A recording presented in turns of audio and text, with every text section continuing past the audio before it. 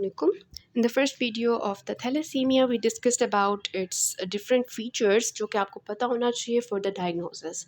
Now we will discuss about the diagnosis and treatment. जो कि आपका क्या है important है. अगर आपको diagnosis आता है तो आपने कौन सी common चीज़ें हैं जो आप लिख सकते हो जब आपको थैलेसीमिया का आ सकता है. तो आप पीड्स पॉइंट ऑफ व्यू से भी आप यही चीज़ें लिखोगे और मेडिसिन पॉइंट ऑफ व्यू से भी. ठीक हो क्या. अब ये हम जो डिस्कस कर रहे हैं diagnosis, this is actually taken from the Parvez Akbar. ठीक है, वहाँ पे हेडिंग्स की फॉर्म में आपको लिखा होगा और यही हेडिंग्स मैंने यहाँ लिखी है. ठीक है, तो सबसे पहले we have the diagnosis complete blood count. ठीक है, सीबीसी करवाओगे आप. सबसे पहले सीबीसी करवाओगे तो आपको क्या मिलना चाहिए. हीमोग्लोबिन कम मिलना चाहिए.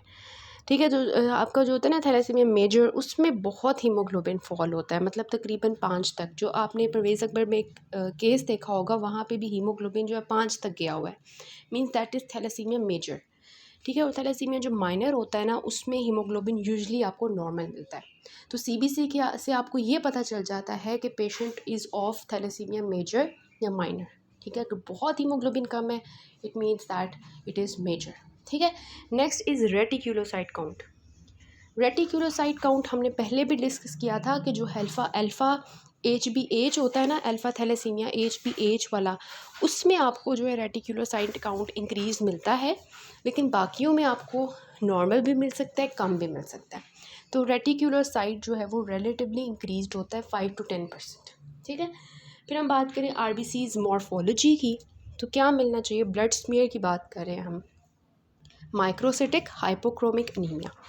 ठीक है, इसके अलावा आपको डिफरेंट मिल सकते हैं, जैसे टारगेट सेल्स हैं वो आपको मिल सकते हैं, और इसके अलावा आपको जो है वो टारगेट सेल्स होते हैं, और इसके अलावा हीन्स बॉडीज़ मिलती हैं. ठीक है, वो अल्फ़ा चेन्स एक जगह जब गट्टा बना लेते हैं उसको हीन्स बॉडीज़ कहते हैं. इसके अलावा निकोसाइटोसिस है, पोइकुलोसाइटोसिस है, न्यूक्लिएटेड आरबीसीज़ हैं. न्यूक्लिएटेड आरबीसीज़ जो हैं वो क्यों होंगे, क्योंकि स्प्लीन जो है वो प्रॉब्लम हो गई है उसके अंदर, तो आरबीसी से इतना मेच्योर नहीं होंगे. वैसे आरबीसीज़ में न्यूक्लियस नहीं होता, लेकिन अब हो जाएगा.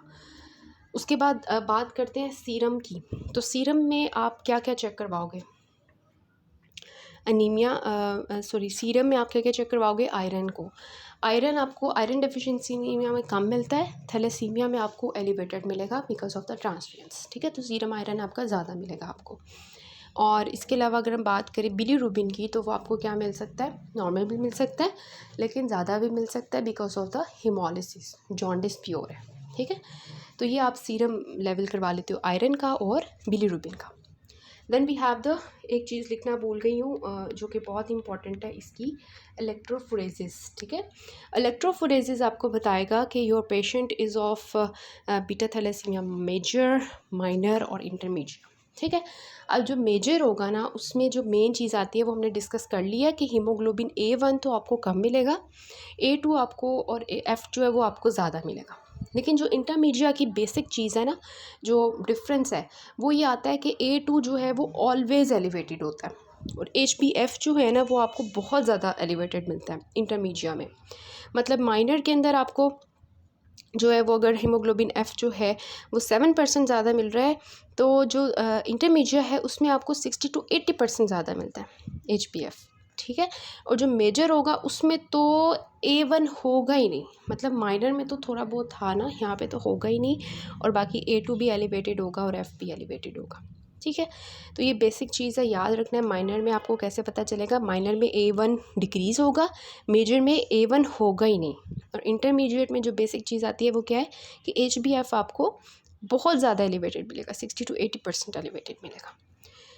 उसके बाद हमारी आती है इमेजिंग स्टडीज़. इमेजिंग स्टडीज़ में क्या करवाना चाहिए हमें.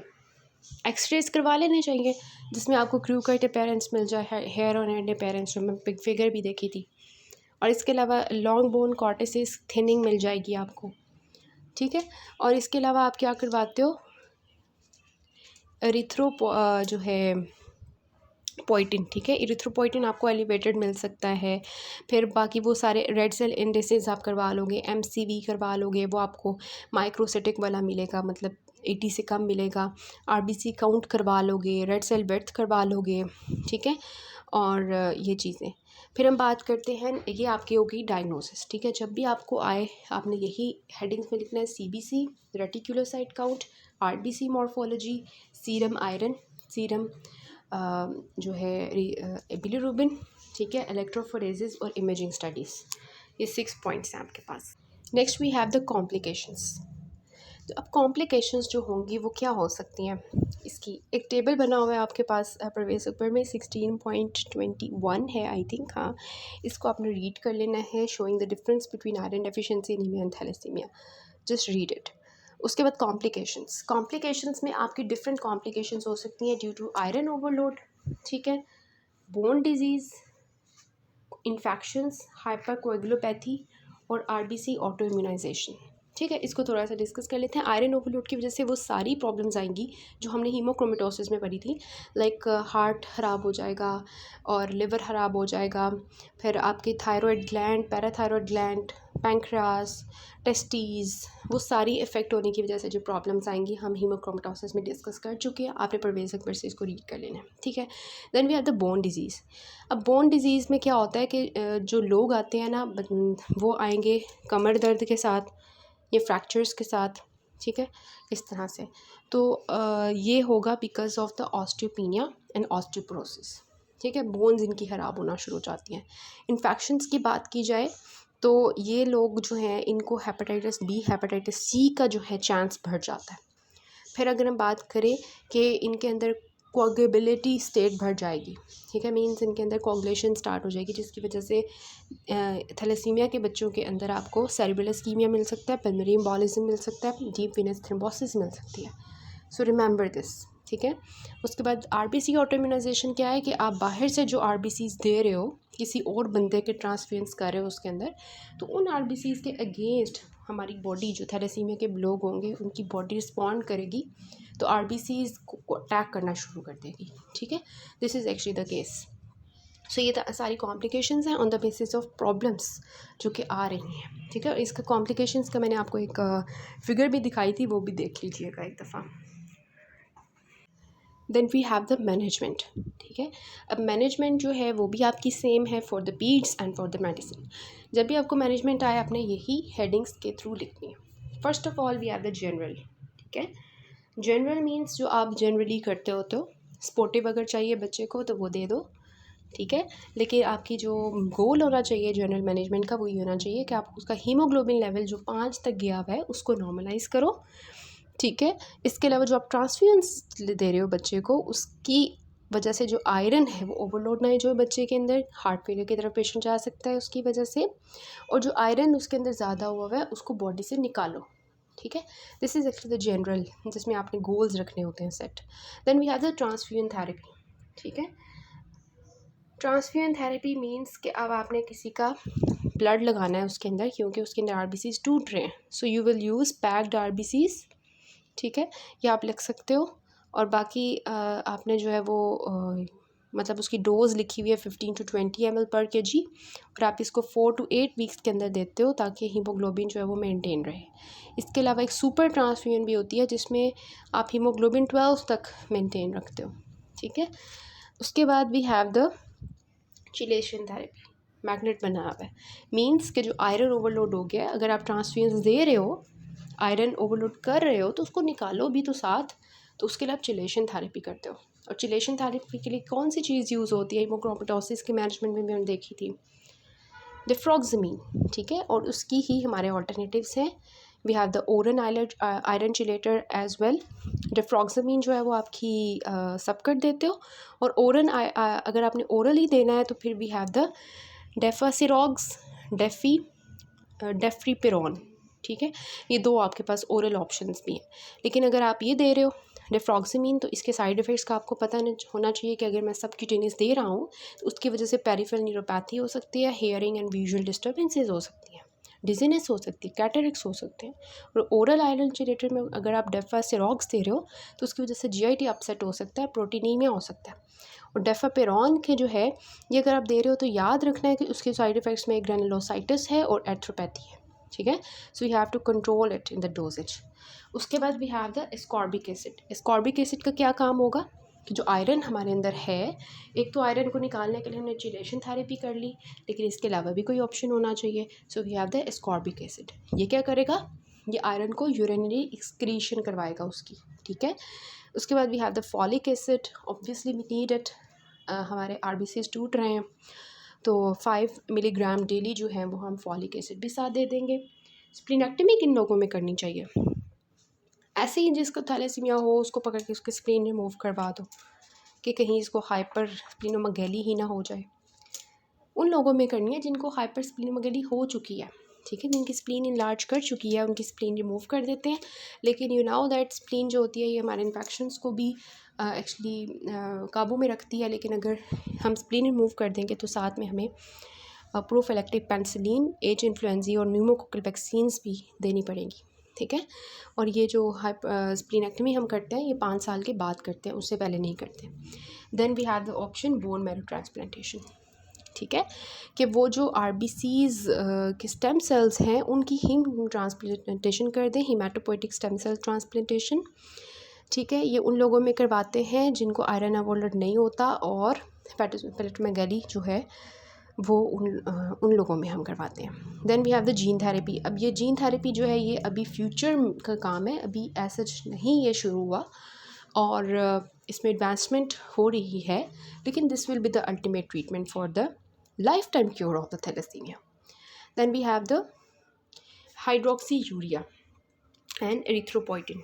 हाइड्रोक्सी यूरिया का यहाँ पे क्या काम आ गया, this will actually do what, this will reduce the ineffective erythropoiesis, जिसकी वजह से पेशेंट का स्कल ख़राब हो रहा था, एक्स्ट्रा मेडुलरी हेमाटोपोइसिस हो रही थी, तो उसके लिए हम देते हैं हाइड्रोक्सी यूरिया। कि वो करता क्या है कि जो है ये गैमा ग्लोबिन की सिंथेसिस ज़्यादा करवाता है, ताकि वो जो है मिले हमारे अल्फ़ा चेन्स के साथ, क्योंकि अल्फ़ा चेन्स तो हैं बीटा थैलेसीमिया में, उसके साथ मिले और फीटल हीमोग्लोबिन बनाए और ओवरऑल हीमोग्लोबिन की प्रोडक्शन इंक्रीज़ करवाएं और इनफेक्टिव एरिथ्रोपोइसिस को कम करवाएं। लेकिन हाइड्रोक्सी यूरिया की साइड इफ़ेक्ट्स भी आपको पता होना चाहिए कि ल्यूकोपीनिया करवाता है, और थ्रोम्बोसाइटोपिनिया मीन्स आपके WBCs भी कम कर देगा और प्लेटलेट्स भी। Then we have the erythropoietin, recombinant erythropoietin. ये क्या करेगा, ये भी आपकी RBCs की जो प्रोजेनिटर सेल्स हैं उनको जो है बनवाएगा और गैमोग्लोबिन चेन्स को ज़्यादा करेगा। मतलब हाइड्रोक्सी यूरिया और एरिथ्रोपोइटिन दोनों गैमोग्लोबिन चेन्स को ज़्यादा कर रहे हैं। सो मैनेजमेंट में आप किस तरह से अटैम्प्ट करोगे, you will write these headings: general, transfusion, chelation, ascorbic, folic, then splenectomy, bone marrow transplantation, gene therapy, hydroxyurea to actually stimulate the fetal hemoglobin synthesis. Then we have the prognosis. Prognosis आपने read कर लेना है, उसमें यही लिखा हुआ है कि आयरन ओवरलोड का मसला ज़्यादा होता है, जिसकी वजह से हार्ट फेलियर की तरफ जा सकता है, और bone marrow transplantation is curative. Prevention क्या है, जेनेटिक काउंसलिंग करनी है। जेनेटिक काउंसलिंग और इनहेरिटेंस में उन्होंने बताया हुआ है कि मेजर की जो इनहेरिटेंस होती है वो 25% है, मगर मतलब ये कि अगर जो है बंदे के जो है वो 4 बच्चे हैं तो उनमें से एक को होगा, और जो माइनर है उसमें 50% चांसेस है, मतलब 4 बच्चे हैं तो उसमें से 2 को होगा। और एंटीनेटल डायग्नोसिस बहुत इंपॉर्टेंट है, आपने याद रखना है। फर्स्ट ट्राइमेस्टर में आप जो है वो क्योंकि क्रोनिक विलस बन गए होते हैं तो उसकी सैम्पलिंग करते हो, और सेकेंड ट्राइमेस्टर में आप एमनियोसेंटेसिस करते हो, और फीटल DNA एनालिसिस जो होता है ये आप 10th वीक ऑफ जेस्टेशन में कर सकते हो। इससे आपको पता चल जाएगा कि बच्चा जो पैदा हो रहा है वो बीटा थैलेसीमिया का है, और हम उसकी प्रिवेंशन कर सकते हैं कि अर्ली अबॉर्शन करवाएं, ठीक है। So this is all about the thalassaemia. अब हम इसका एक UQ डिस्कस कर लेते हैं। केस तो हमने एक डिस्कस कर लिया, UQ डिस्कस कर लेते हैं ताकि आपको उसका जो है आंसर भी पता चल जाए। इसका UQ डिस्कस कर लेते हैं। हाइपोक्रोमिक माइक्रोसिटिक एनीमिया में से आया हुआ है कि 23 years old primary gravida has been found to have mild anemia during the routine antenatal examination. उसके हस्बैंड जो है वो उसका फर्स्ट कज़न है, also has mild anemia, means some genetic association. Blood test of the patient shows the hemoglobin of 10 with hypochromic microcytic picture. अब hypochromic microcytic picture जब आपके पास आ जाए तो you have the DDs. जिसमें we have the iron deficiency anemia, we have the thalassemia, we have the iron chronic disease, anemia of chronic disease, sideroblastic anemia. तो आपने choose करना है इसमें से क्या होगा। जेनेटिक एसोसिएशन है तो आयरन डेफिशिएंसी एज सच नहीं लगता, लेकिन उन्होंने पूछा है कि 2 major causes of this type of anaemia, तो इसमें हम 2 ही लिखेंगे, iron deficiency anaemia and thalassaemia. What further investigations should be perform to determine the cause of anaemia. तो इन्वेस्टिगेशंस जो है वो हमने उसकी जो एक लिखी हैं चीज़ें हेडिंग्स की फॉर्म में हमने डिस्कस कर ली हैं, 6 हेडिंग्स वो आपने लिखनी है, ठीक है। उसके बाद what are the possible risk to the baby. तो रिस्क ऑफ बेबी क्या है कि अगर मदर को और फादर को थैलेसीमिया है तो बच्चे को भी थैलेसीमिया मेजर हो सकता है, बच्चा जो है वो एबॉर्ट हो सकता है। अगर तो उसके अंदर अल्फा थैलेसीमिया है जिसमें चारों चेन्स डिफेक्टिव है तो हाइड्रोप्स हो सकता है, या intra uterine death, intra uterine growth restriction हो सकती है। हाउ विल यू प्रिवेंट, तो प्रिवेंशन आप कैसे करोगे, अगर आप उसको अर्ली डिटेक्ट करो, अर्ली ट्रीट करो, ठीक है। तो अर्ली डिटेक्शन के लिए कौन सी चीज़ें हमने कही थी, फर्स्ट ट्राइमेस्टर में कोरोनिक जो कोरोनिक विल्लाएँ हैं उनकी सैम्पलिंग कर लें, सेकेंड ट्राइमेस्टर में एमनियोसेंटेसिस कर लें, फीटल डीएनए एनालिसिस कर लें before 10th week of gestation जो हमने परवेज़ अकबर से देखा था, और जेनेटिक काउंसलिंग करें, ठीक है। तो इस तरह से you will be able to prevent this, कि बच्चा जो है उसकी हमने हेल्थ को कैसे फोकस करना है। पहले तो अव्वल नंबर पे इस तरह की शादियाँ नहीं होनी चाहिए, कज़न मैरिजेस जिसमें थैलेसीमिया कॉमन है, ठीक है। उसमें पहले जेनेटिक काउंसलिंग है, और फिर आप जो है वो क्या क्या कर सकते हो, अगर बच्चा होने वाला है तो अब आप उस फीटस की कैसे प्रिवेंशन कर सकते हो by early detection of thalassaemia. So this is all about the topic thalassemia from the hematology.